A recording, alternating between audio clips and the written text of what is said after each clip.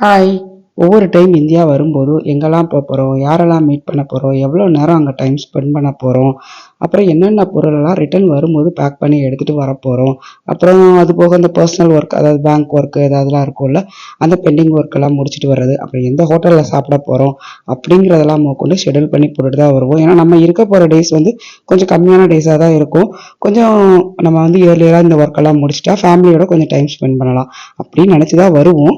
But நமக்கு கடைசி நேரம் வரைக்கும் இதை வாங்கலை, அதை வாங்கலை, அதை பேக் பண்ணணும், இதை பேக் பண்ணணும்னு அவசர அவசரமாக இந்த லாஸ்ட் டே வரைக்குமே போகும். பட் இந்த டைம் வந்து ஒரு பெரிய வெக்கேஷன் மாதிரி தான் வந்திருக்கும். அதாவது 2 மாதம் இருக்க போது.